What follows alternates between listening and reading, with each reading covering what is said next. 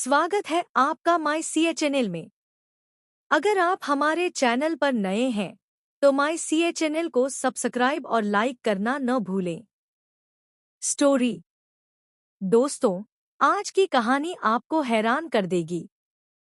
रूही को लगा उसकी जिंदगी अब खुशियों से भर जाएगी, लेकिन उसे क्या पता था कि उसकी खुशियों पर किसी और की नजर है। वो आत्मा जो पुराने घर की पेंटिंग से बाहर निकली थी, अब रूही का रूप धारण कर चुकी है। और सिर्फ इतना ही नहीं, उस आत्मा को नहार से प्यार हो गया है।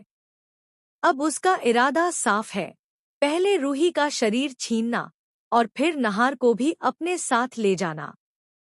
रूही जब नहार के लिए कॉफी लेकर कमरे में गई तो उसकी आंखें फटी की फटी रह गईं, क्योंकि नहार के सामने एक और रूही खड़ी थी। असल रूही समझ नहीं पा रही थी कि ये कैसे संभव है, लेकिन जब उसने नहार को अपनी ओर पुकारा तो नहार ने उसकी आवाज तक नहीं सुनी।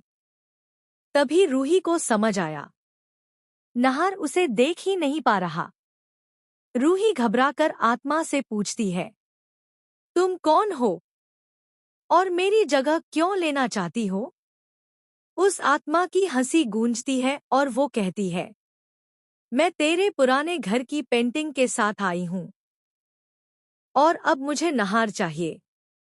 वो मेरा होगा, हमेशा के लिए। रूही हैरान थी, गुस्से में थी, लेकिन सबसे बड़ा झटका तब लगा जब आत्मा ने कहा, तू अब सिर्फ एक परछाई है रूही, कोई तुझे देख नहीं सकता। तेरे शरीर पर अब मेरा हक है।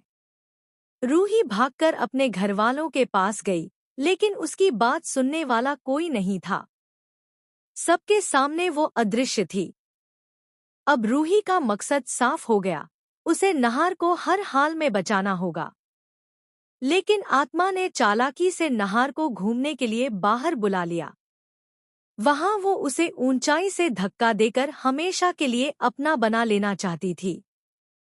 रूही ने भगवान से दुआ की और तभी नहार को ऑफिस से अचानक फोन आ गया। नहार तुरंत निकल गया और आत्मा का प्लान फेल हो गया। लेकिन अब खतरा टला नहीं था। आत्मा और भी गुस्से में थी।